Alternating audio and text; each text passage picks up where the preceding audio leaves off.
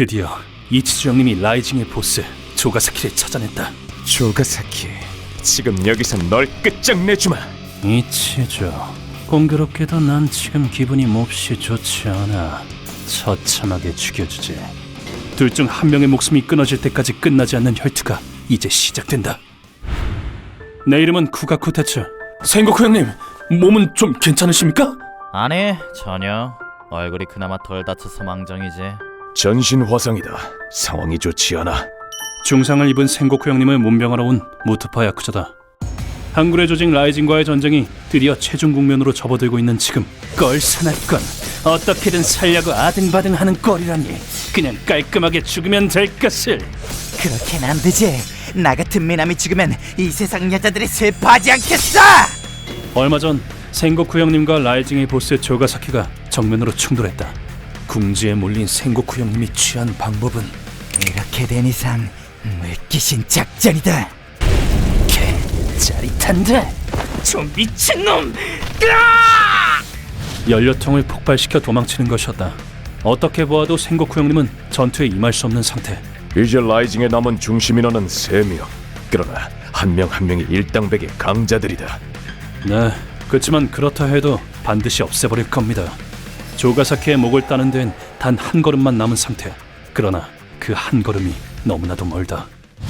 우린 라이징의 아지트를 빠짐없이 감시하고 있다. 감시 범위가 줄어드니 그나마 좀 낫네. 노즈마, 조가사키의 동태에 대해서 뭐 알아낸 거 있어? 아니요, 아직요. 그래도 수상한 차량은 하나하나 살피고 있습니다. 얼마 전 경찰이 라이징의 아지트에 쳐들어가 대규모 가택 수사를 진행했다. 얼른 문 안 열어! 그 결과 13곳 남짓이던 아지트 중 6곳이 폐쇄되었다. 경찰이 가택 수사를 한 데엔 제3자의 개입이 톡톡한 역할을 했다. 라이징이 너네 사무소에 폭탄 테러를 했을 때 사타케 씨가 사진을 찍었어. 그 증거 사진을 경찰에 찌른 거고. 뭐? 그게 사실이라면 정말 대박인데 우리한테 상황이 유리해지겠어. 그 덕분에 교고쿠구미가 비밀리에 감시하던 라이징의 아지트 수가 반절로 줄어들었다. 아지트 한 곳당 배치할 수 있는 감시원의 수가 배로 늘었단 소리다. 어때 사쿠? 뭐 찾은 거 있어? 아니요, 9일 동안 차량을 빠짐없이 감시해봤지만 아무것도. 솔직히 말씀드리면 마음이 꺾여버릴 것 같아요. 그래서 말인데 미팅 한번 다녀와도. 끈질긴 감시에도 조가사키는 꼬리를 드러내지 않았다. 감시역을 맡은 부하들이 지쳐가는 것이 확실히 눈에 보였었다. 사쿠, 마음이 꺾이지 않는 방법 가르쳐줄까? 네? 그런 방법이 있나요? 간단해. 네가 꺾이지만 않으면 돼. 잠시라도 손떼기만 해봐. 너희 그 보잘것없는 하반신을 뭉개줄 테니까. 하반신을... 갑자기 괜찮아진 것 같습니다. 감시할 곳이 줄어듦에 따라 교고쿠구미는 새 작전을 감행 중이다. 일단 바이크를 라이징의 아지트 근처에 준비해둔다. 수상한 차량이 나오면 바이크를 타고 뒤쫓는다. 뒤쫓으면서 가능한 한 계속 감시하다가 만약 조가사키나 간부가 차량에 타고 있다는 걸 알게 되면 그 즉시 본부에 연락한다. 좋은 생각입니다, 형님. 라이징의 아지트에 출입하는 차량들을 부하들이 빠짐없이 감시하고 있다. 검은색 외건 한 대가 나왔습니다. 뒷좌석은 안 보입니다. 그중 내부를 확인할 수 없는 차량일 경우 바이크를 타고 뒤쫓는 식이다. 나쁘지 않은 방법이지만 이대로는 부하들의 체력과 자금이 바닥을 드러내는 건 시간 문제다. 그렇지만 형님, 이대로는 부하들의 체력이 버티질 못합니다. 돈도 떨어질 텐데. 어떻게든 이 약물고 버텨야 한다, 코테츠. 이 6군데면 충분히 감시 가능한 숫자야. 장담한다. 놈은 조만간 꼬리를 드러낼 거다. 생고쿠와 전투를 치르고 일주일 남짓 지났을 무렵 내 핸드폰이 울렸다. 그래, 나다. 조가사키 씨, 의뢰하셨던 그 사람을 찾았습니다. 지금은 혼자 생활하고 있더군요. 조사 자료와 자택 주소 보내놓겠습니다. 그래, 수고했다. 약속한 돈은 계좌로 입금하지. 전화를 걸어온 사람은 탐정이었다. 오랜 시간 찾아 헤맸던 그 사람을 찾은 것이다. 이제야 찾았네. 엄마, 자식을 버리고 뻔뻔하게 잘도 살아있었군. 내가 찾던 그 사람, 바로 엄마였다. 지금으로부터 몇 달 전. 이 옆에 내가 어디서 말대꾸야? 이러지마 여보. 그 광경을 보고 있자니 격한 분노가 끝도 없이 샘솟는 것이 느껴졌다. 저딴 것들은 왜 살아있는 걸까? 어린애 앞에서 엄마를 때려? 여자를 때리는 남자의 모습은 그 옛날 내 부친과 닮아 있었다. 남자를 만신창이로 두들겨 패고 나니 문득 이런 생각이 들었다. 날 버린 엄마는 지금 어디서 뭘 하고 있을까? 그러자 굳게 닫아두었던 어린 시절의 기억이 되살아나기 시작했다. 어린 시절. 됐고, 술이나 더 가져와. 왜 그래 정말? 나는 어찌하지도 못하고 그저 방 한구석에 쪼그려 앉아 벌벌 떨기만 했었다. 애 밥 차려줄 돈 있으면 술이나 사와. 알겠어. 부친이란 놈은 자기 아들이 밥을 먹는 것에도 불같이 화를 내는 쓰레기였다. 하지만 엄마는 그 인간 몰래 내게 먹을 것을 주곤 했었다. 켄시, 이거 먹어. 아빠 오기 전에 얼른. 진짜 먹어도 돼? 멸치 주먹밥이다. 맛있어. 그 생지옥 속에서도 엄마가 만든 주먹밥 맛은 생생했다. 그러던 어느 날 엄마는 그 인간과 함께 여행을 간다며 집을 나서려 했다. 여행 간다는 거 거짓말이지. 싫어. 엄마 가지 마. 아니야. 엄마 금방 돌아올 거야. 하지만 나는 직감으로 알아차렸다. 엄마의 말이 거짓이라는 것을. 부친이 날 버리기로 마음먹었단 것을. 폭력에 굴종했던 엄마는 부친의 말을 거역할 수 없었다. 미안하다. 금방 돌아올게. 그때 나를 보는 엄마의 눈동자는 탁한 낯빛을 띠고 있었다. 뭐야 저 눈은. 엄마 눈빛이 원래 저랬었나? 나는 그때 거짓말을 하는 자의 눈이 어떤 건지 알게 되었다. 내가 눈을 보고 거짓을 간파할 수 있게 된 것도 그때부터였다. 그때 보았던 엄마의 눈과 똑같았기 때문에.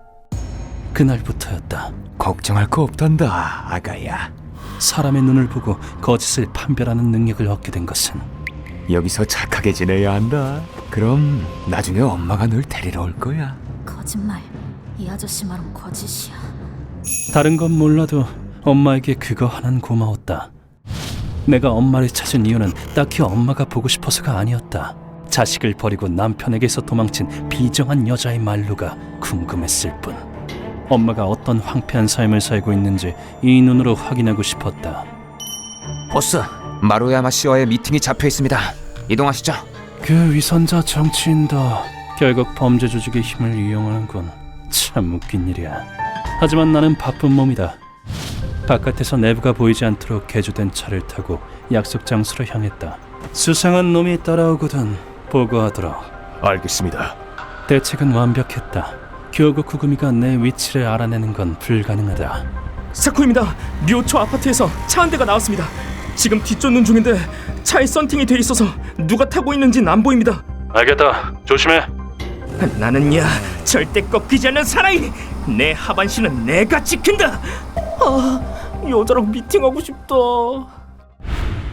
입만 열면 거짓말인 정치인과의 미팅을 끝내고 아지트로 돌아가던 중이었다.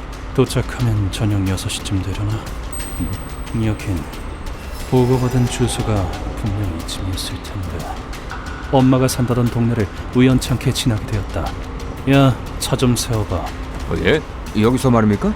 2번 말하게 하지 말고 차 세워. 죽기 싫으면. 뭐야?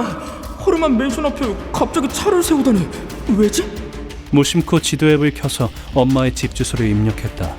액정에 표시된 주소는 바로 뒤편에 있는 맨션이었다. 바로 근처에 엄마가 있다. 그렇게 생각하니 여태껏 느껴본 적 없는 감각에 사로잡혔다.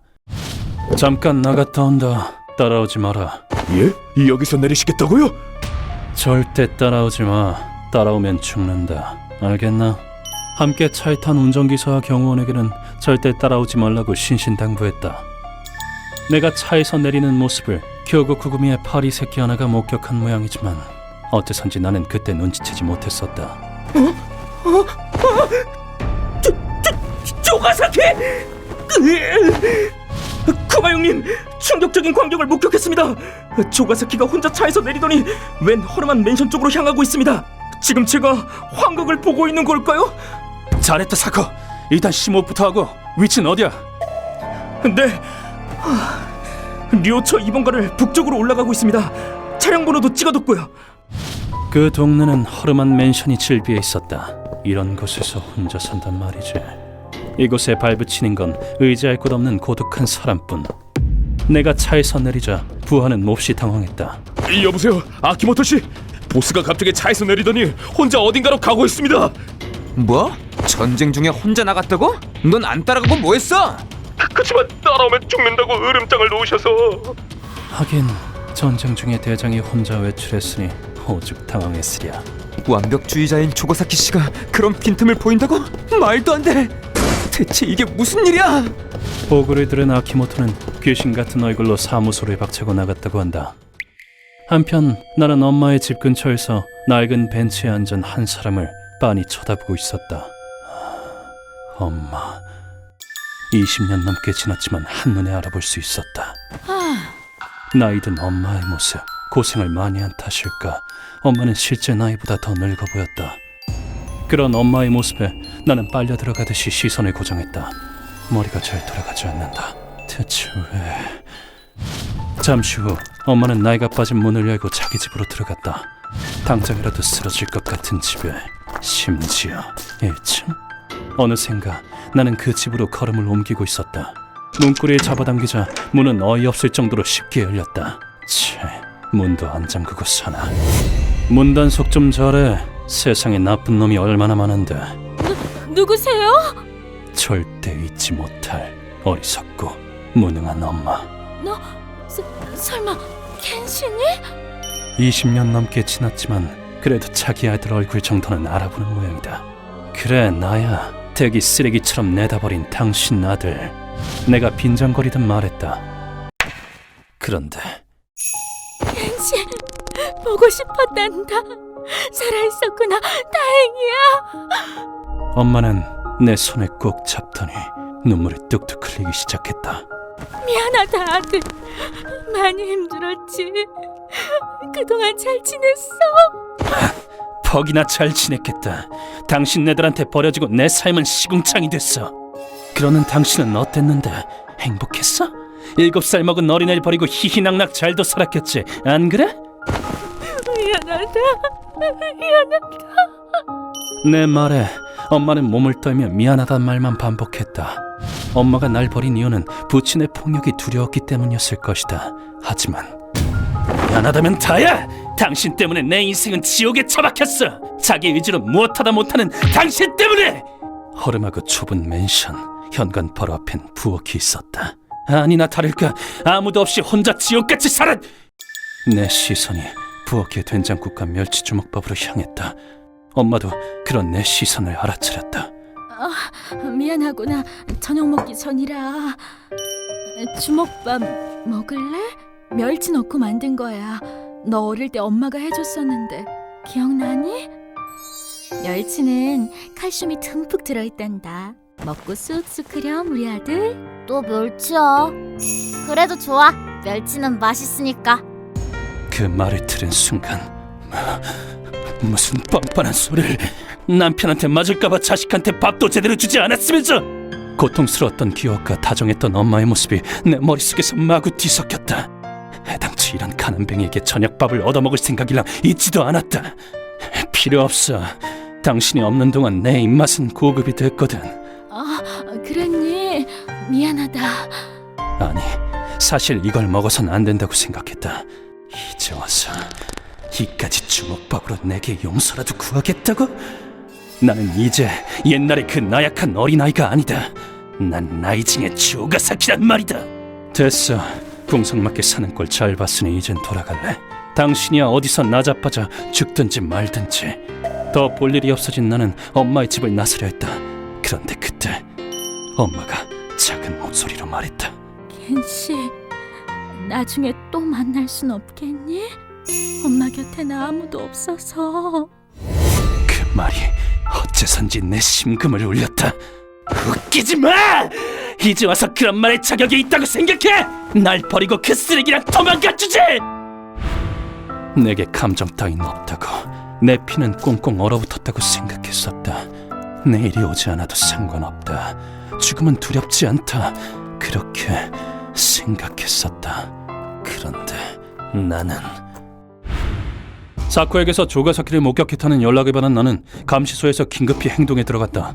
요초 남부 2번가. 지금 이 근처에 있는 사람은 교고 구미 전투원들의 위치 정보는 이 감시소에서 전부 파악이 가능했다. 류오초 남부와 가장 가까이에 있는 인물은 나이스, 이치주 형님이다.